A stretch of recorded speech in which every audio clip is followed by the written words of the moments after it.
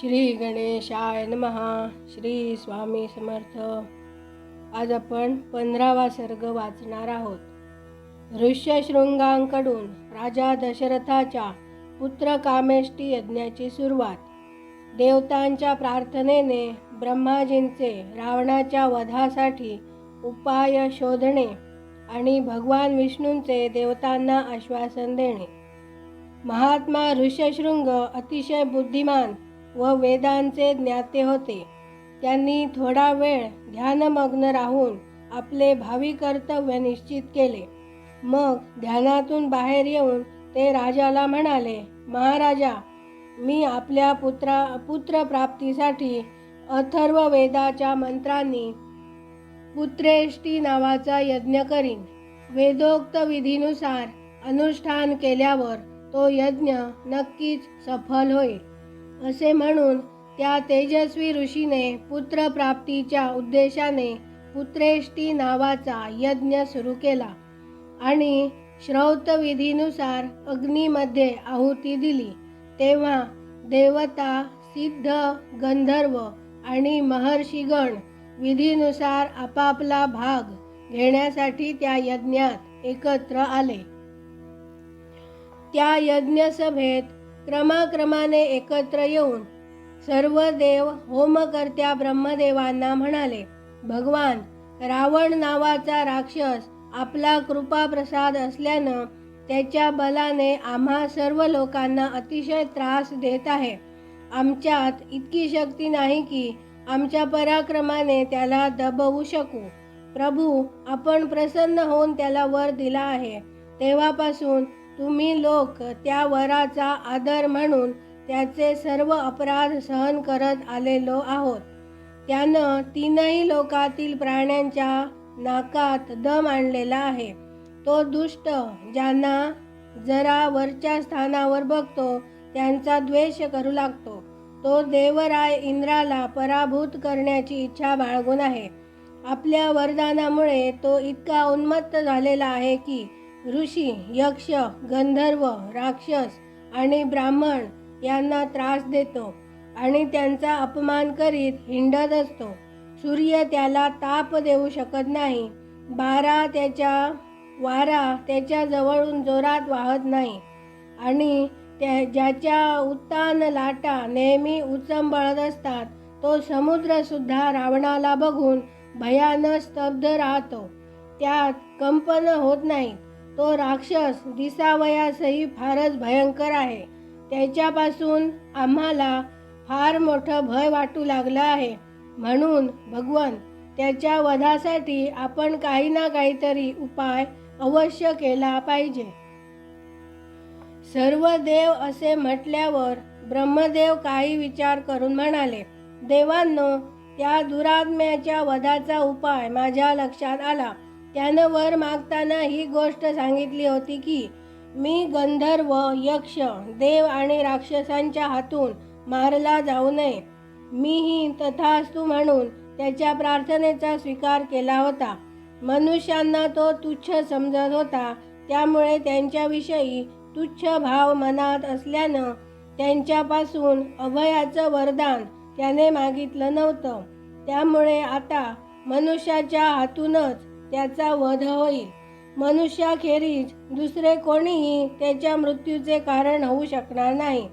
ब्रह्मदेवांनी सांगितलेले हे ऐकून त्यावेळेस सर्व देव आणि महर्षी अगदी प्रसन्न झाले. त्याच वेळेस महान तेजस्वी जगतपती भगवान विष्णूही मेघावर बसून सूर्य ज्याप्रमाणे यावा त्याप्रमाणे गरुडावर बसून तेथे आले.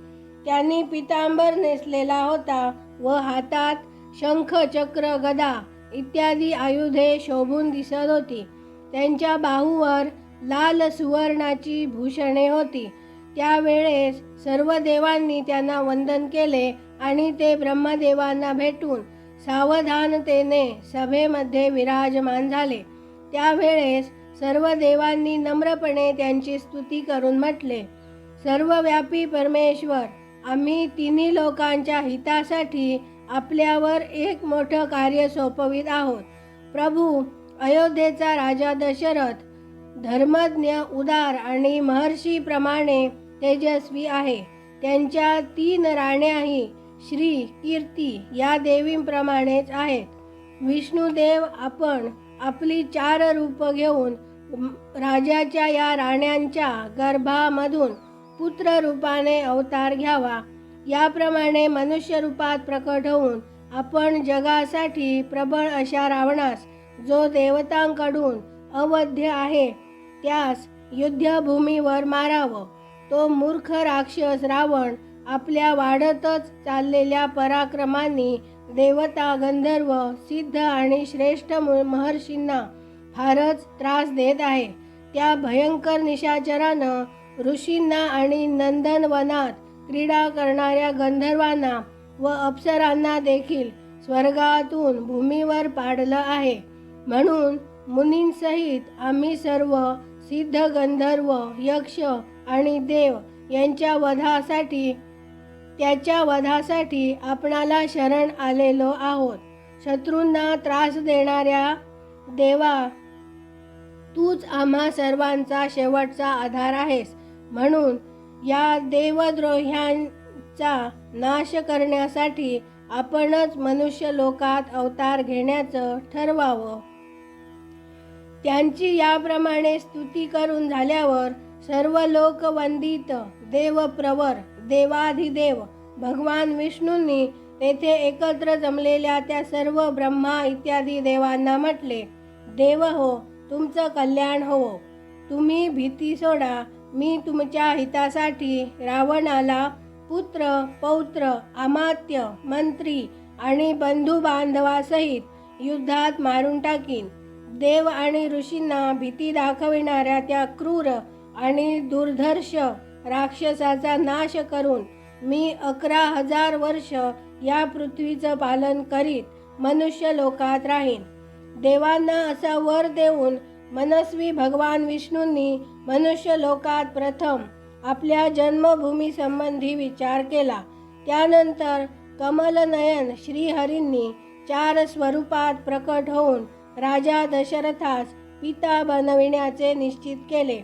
तेव्हा देवता, ऋषी, गंधर्व, रुद्र आणि अप्सरांनी दिव्य स्तुतीद्वारा भगवान मधुसूदनांचे स्तवन केले. ते म्हणू लागले, प्रभू, रावण फार उद्धट आहे. त्याचं तेज अत्यंत उग्र आहे आणि तो गर्वाने चढून गेलेला आहे. तो देवराज इंद्राचा नेहमी द्वेष करतो. तिन्ही लोकांना रडवितो आणि साधू तपस्वी लोकांना तर तो फारच मोठ्या कपटानं काट्याप्रमाणे आहे. तेव्हा तपस्व्यांना भीती असणाऱ्या या भयानक राक्षसाला आपण मुळापासून उखडून टाका. भूपेंद्र, साऱ्या जगाला रडविणाऱ्या त्या उग्र पराक्रमी रावणास सैन्य व बंधू बांधवासहित नष्ट करून आपल्या सहजतेने त्रासापासून कायमचा मुक्त होऊन दोष कलंक विरहित स्वर्गलोकी परत या. इथे 15वा सर्ग पूर्ण झाला. आता आपण 16वा सर्ग वाचूया.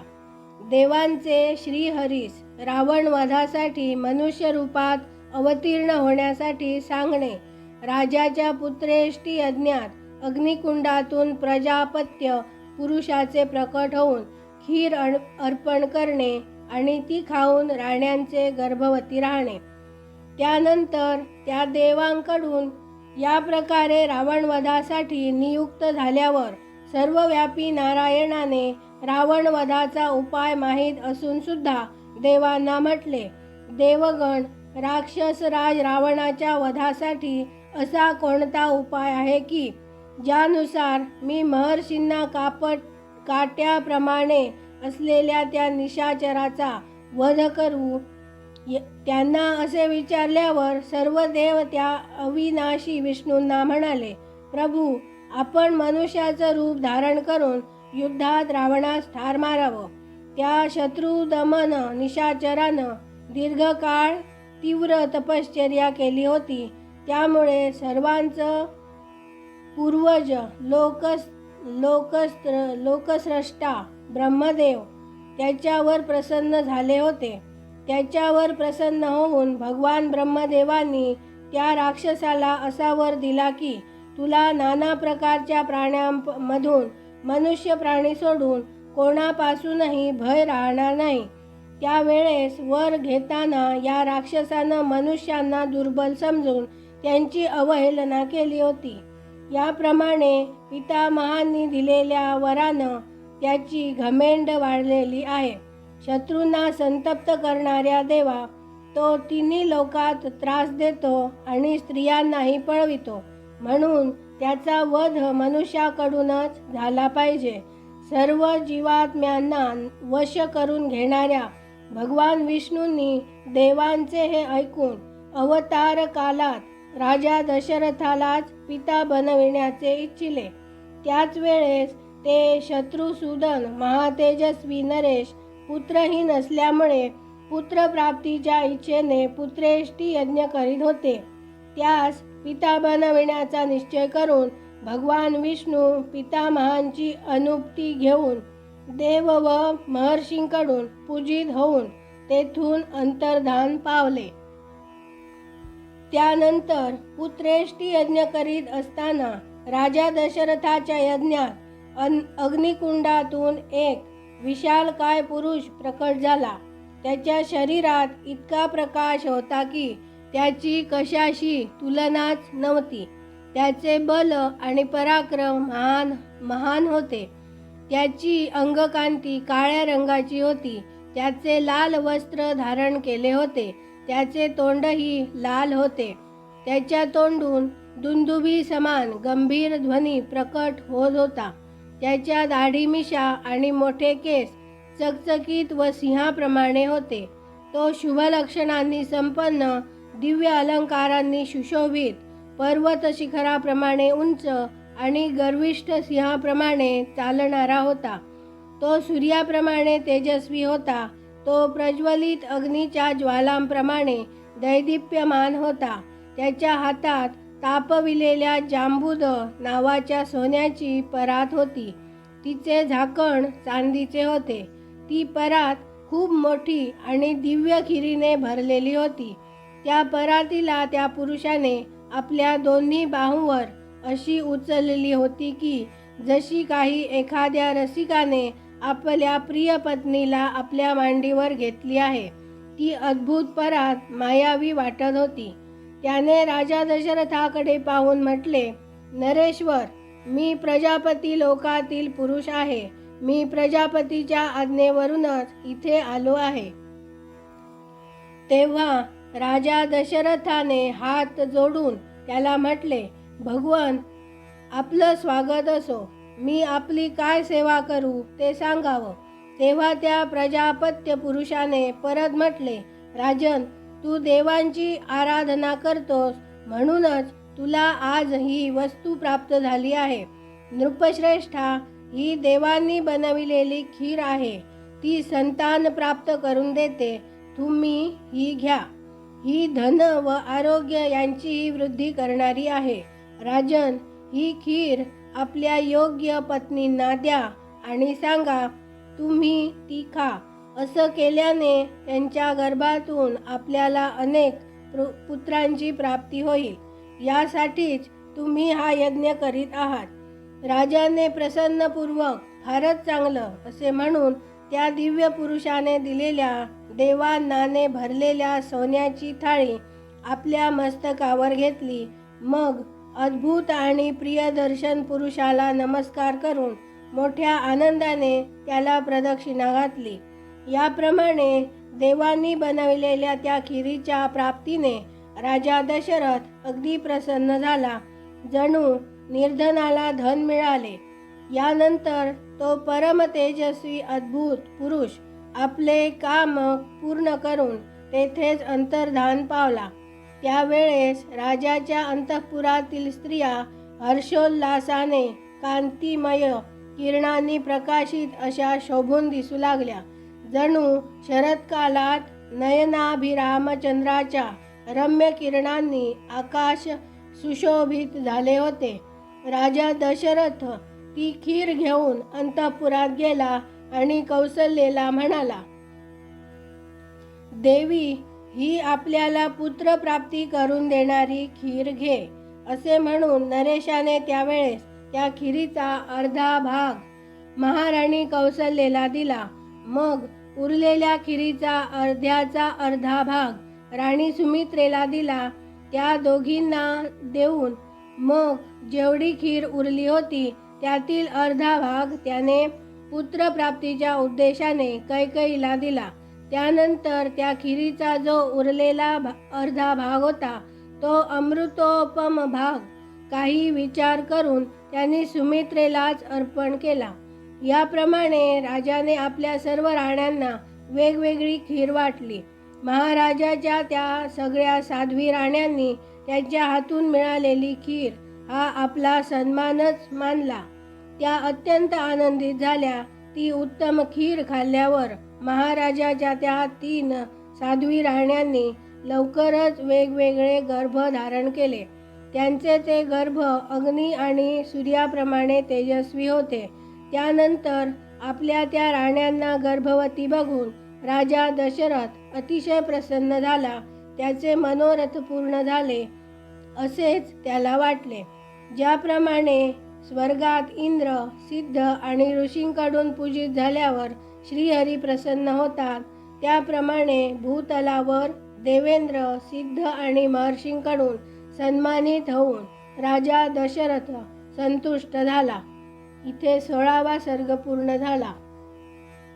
मंडळी, ही रामकथा वाचत असताना अक्षर लहान असल्याने आणि काही वेळा ती पुसट दिसत असल्याने नजर चुकीमुळे एखाद्या वेळेस उच्चार मागे पुढे किंवा चुकीचा झाला असल्यास प्रभू श्रीरामांची आणि श्रोते हो तुम्हा सर्वांची क्षमा मागते. आमचा व्हिडिओ आवडल्यास व्हिडिओला लाईक, शेअर आणि आमच्या सिया महाबळ या चॅनलला सबस्क्राईब करा आणि तुमच्या अभिप्राय आणि सूचना कमेंटमध्ये लिहायला विसरू नका आणि बेल आयकॉनला क्लिक करा. धन्यवाद. जय जय